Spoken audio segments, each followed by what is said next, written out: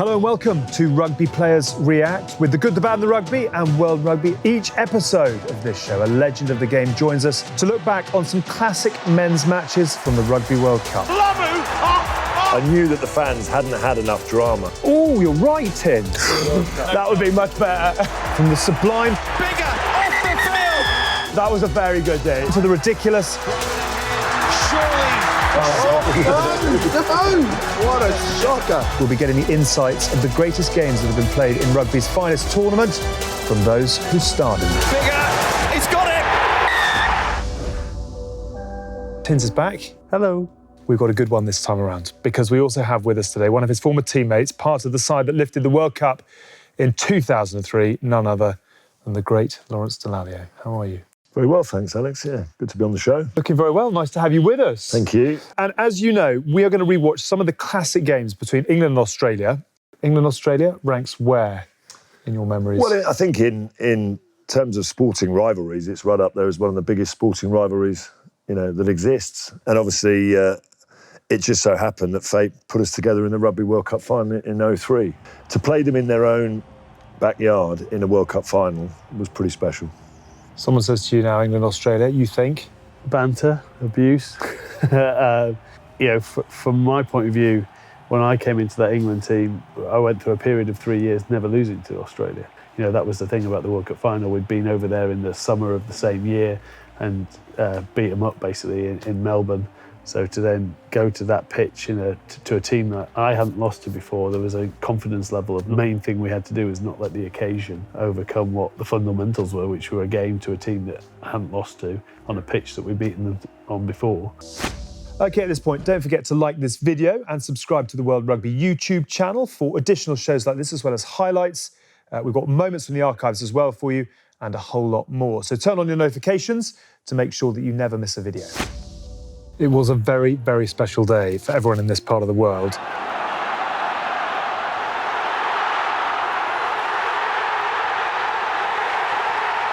Instrumental in the build-up.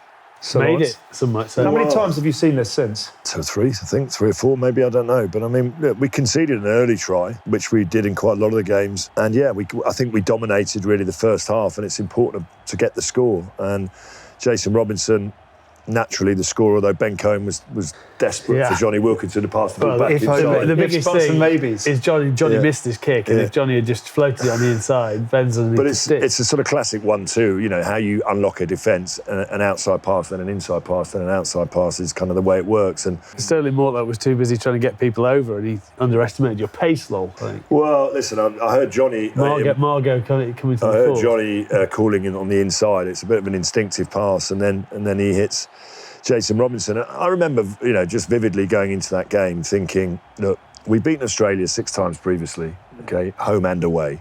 We're a better side than them. They know we're a better side than them, but we've still got to go out there and prove it. And actually, that World Cup final was dramatic, as they often can be. And you've got to give credit to Australia for making it as exciting as it was, because in all the previous games, we'd probably beaten them a lot more comfortably. What you didn't show in this clip is that I gave away a couple of penalties as well, probably the one that forced the game into extra time, because I knew that the fans hadn't had enough drama. We're giving the people what they want. To that point. I was just looking at a clip and I was thinking, where was I? And I was running back the other way. If I'd have followed Laura, could have been you. Could have been me. Go on then, let's have a look at the drop. Where were you for the drop? What was your view of the drop? I was on the right-hand side, actually. There you are, that's you on the back, yes. Hands on hips, just in case it comes on one more. Yeah. I think you knew what was happening. I knew exactly what was happening, but Best seat in the house. The whole thing had been planned from the kickoff. The only thing that wasn't planned was the Matt Dawson break, which was clearly quite instrumental in getting us close enough to the line.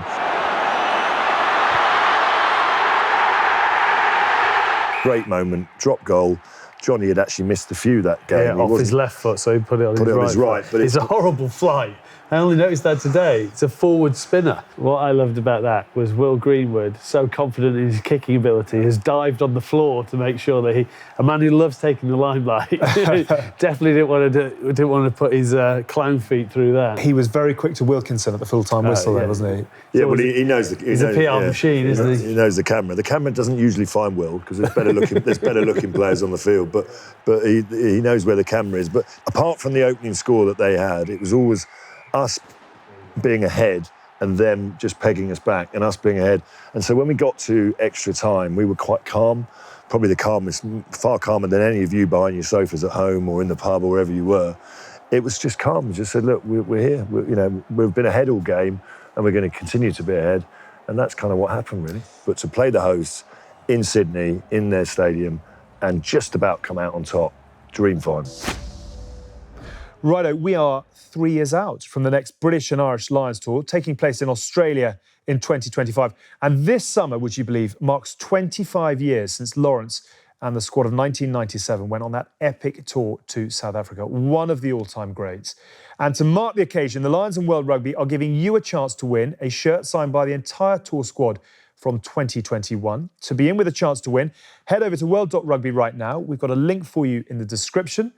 Do read the terms and conditions carefully, please. And we'd like to say a massive thank you as well to our friends at the British and Irish Lions for supplying this fantastic prize. Get yourselves a clicking.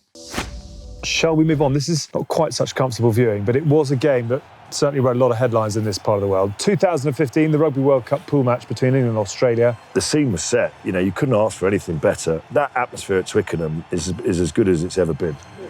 We've seen it all with previous hosts of World Cups. Playing in your own country is not easy.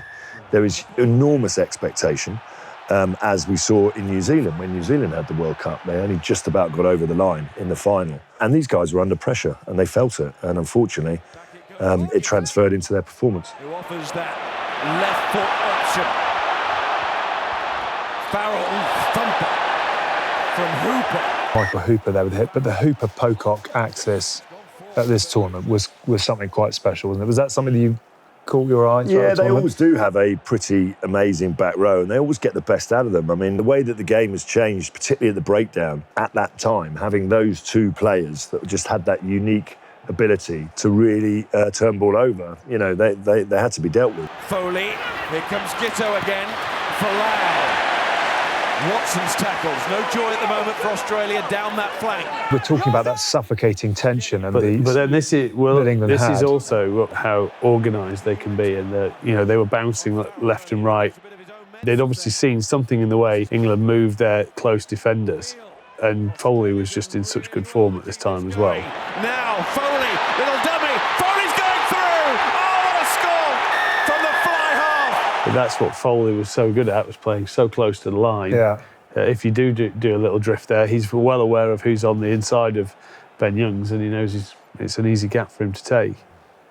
I remember being this game, actually, and I remember just suddenly, you just feel the wind, all the hope begins to go quite quickly. Adam Cooper at the front of the line out again, but this time it all adds up. And this is where you see where they've done their homework now. It's like a three-play set piece where they know exactly what they're doing. A lot of ground. Simmons on the floor. They knew they're going to bounce back, whether you call it a 21 pattern or whatever, and they just know exactly what they're doing. Bill back to Foley. It's more than interesting. It is a beauty. I can't imagine you did, given the way you played, but can you remember playing in a game where you just feel the whole thing going spectacularly wrong? Yes, it would have happened a few times. But yeah, on one or two occasions, you can just feel that the game is slipping away from you, and it's a horrible feeling. Yeah. But actually, England worked their way back into this game, and they still had an opportunity to get something out of it. But I remember being in commentary thinking, oh no, this is a disaster. Yeah. This is definitely heading in the wrong direction. 17-3 down at half-time, and then in poker parlance, you're down to a chip and a chair, really, aren't you? I mean, most teams at international level, at any level, once you're ahead at half-time, you generally don't let the side win. Yeah. I mean, statistically, it would be in the 90% and above mark that the team who's winning at half-time tends to go on and win the game. Yeah. So in order to turn that around, you have to produce something pretty special. I think it was Anthony Watson who scored for England to get them back into it. Yeah, but great try. It was a great try, but then things, I mean, you know it's over when it's over. Australia have grabbed the territory back. Oh, that's getting very complicated. That looked a bit high. Is this frustration, technique, just... Well, I mean, that would have been a penalty for a high tackle anyway. But take your pick, really. Well, I mean, do you know what I mean? It would have been, but it was made worse. The hit's not bad. It's I don't think underneath the his hit's armpit. bad. What they're saying is that Farrell should be looking at the ball flight, but it's not that easy in real speed. You never watch, and you kill the Is it in front of the person that got the ball? But I mean, really, are we honestly going to pin the blame on Owen Farrell for us losing the World Cup? Absolutely not. He is his father's son in terms of from a leadership perspective, but verbally on the field as well. And some people love him, some people hate him the way his demeanour is. But it's because he's a natural-born competitor. I think everyone loves him. I think the press have just created, and the South Africans themselves have created an anti-Farrell club that seems to have gained a bit of momentum. He's one of the greatest warriors and players that England have ever had. And he was a babysitter for my son Enzo during the 2007 World Cup. Was he really? Because I was playing with his dad, Andy. Of And I course. remember Enzo grew up a little bit. He said, "Dad, why's my babysitter playing for England?" I said, "He won't be babysitting again, that's for sure." But Hooper, one of the major reasons. He finds Foley. Foley to Adam Ashley Cooper. He's got Matt Giteau outside. Gives it to Giteau. And Giteau to round it off. Australia have dumped the host out of the competition. Well done, the Wallabies. On that occasion, they went deep into the tournament, obviously losing late on to New Zealand in the final as New Zealand went back-to-back with Rugby World Cup titles. We're going to move on to 2019, the Rugby World Cup quarter-final match between England and Australia. This was taking place in Oita in Japan. We were out there. We were there. What a night that was. we were there, yeah. Yeah, you were there as well, Lol. I mean, it was a strange old atmosphere because we'd left Tokyo, hadn't we? And we arrived in Oita. And I was quite curious as to why they would play a World Cup quarter-final there, because it felt like you were decamping to Swindon. Yeah. With no disrespect to the residents of Oita, but Or Swindon. or Swindon for that matter. They But did it brilliantly, the walkout. Do you remember Yeah. it was a good atmosphere. They sort of energised at the start. I mean, I thought the Japanese World Cup was amazing. Worth saying at this point, we'd love you to leave a comment. We'd love to hear what you would like us to get into on Rugby Players React. So do make sure you leave a comment down below. Touch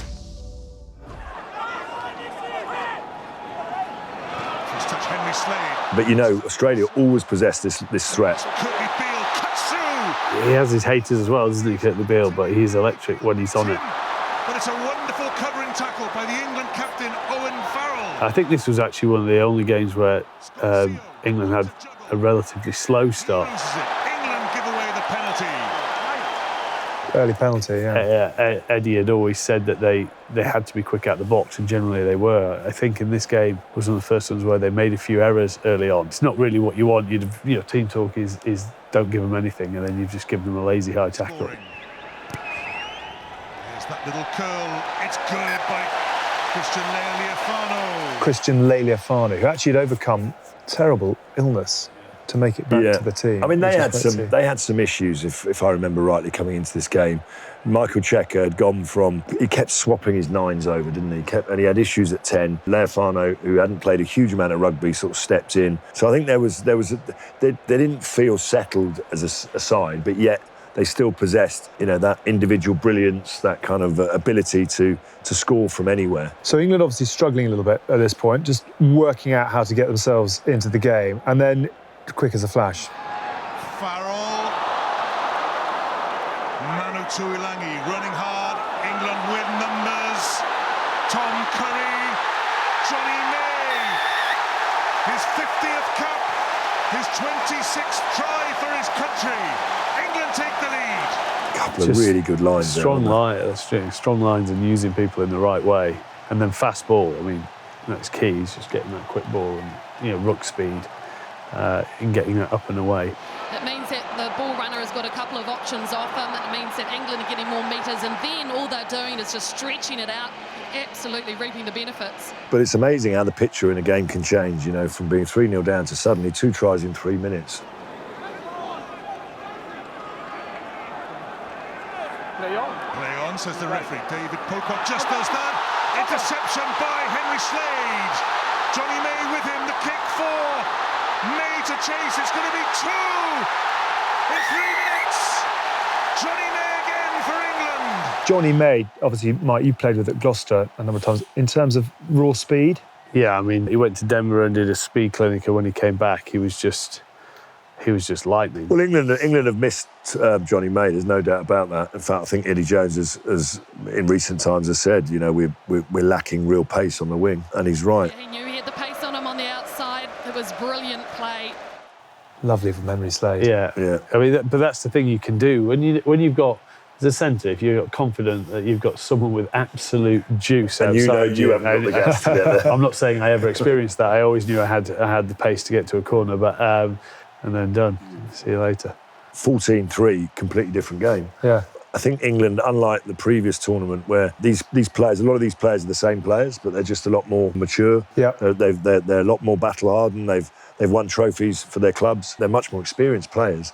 You know, experienced players don't let leads like that slip, really. Australia, always dangerous. But I mean, when you look at this team sheet relative to some of the others that we've covered, they had less of those sort of really. Well, I think they did, but there was no cohesion in the group. I don't think there were. You know, and I don't mean that disrespectfully, but they weren't settled. They were an unsettled team. Yeah. There was more questions than answers in that group.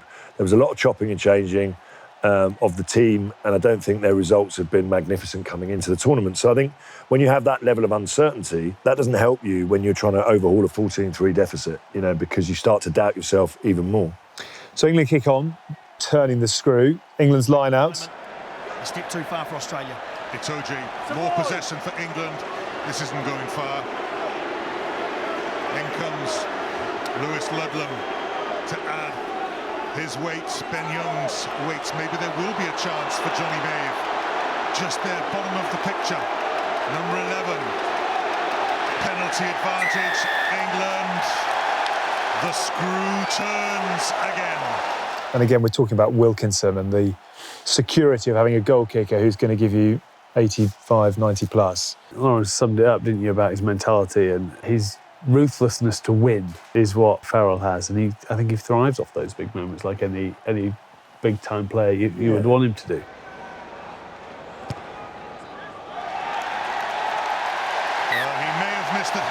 I'm in the front row thinking they get a breather for at least a minute, and the rest of us are thinking we want some reward, and that's what the game's about.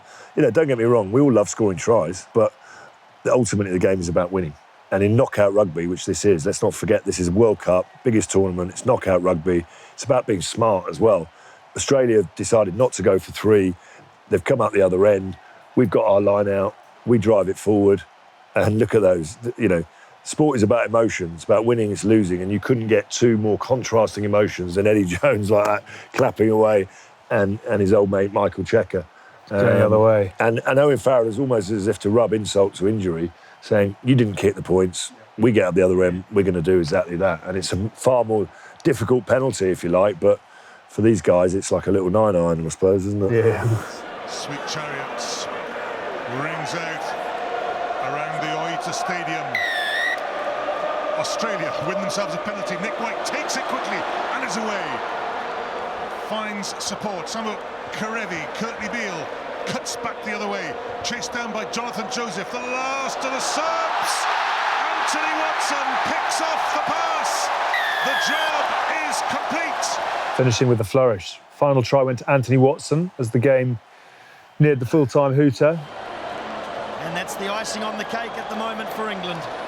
As performances go, did it get your seal of approval? Yeah, definitely. I thought that it ends up being quite an emphatic victory, but actually there were moments in the game when it was pretty even. Yeah. And I thought tactically we seemed to have the answers for everything that they threw at us. It made me sit up and think that actually the coach knows what he's doing. Yep.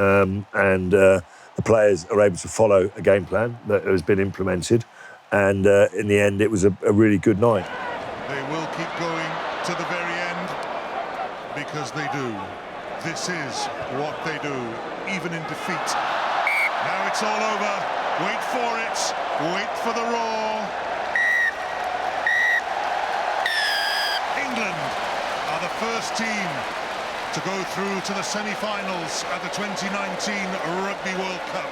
And England marched on to the semi-final where, of course, they met New Zealand. Congratulations to South Africa overall. I think we're contractually obliged to say that, but that was a heck of a day for all England fans out in Oita in Japan. That is it for this episode of Rugby Players React. Thank you to Tins. Thank you very much indeed to the great Lawrence Dallaglio. Lovely to see you. Thank you. Look after yourself. We'll catch up again soon. For more great rugby content, including a special extended reaction from this episode, head to world.rugby/video. There is a link in the description below. We shall see you soon. Bye for now.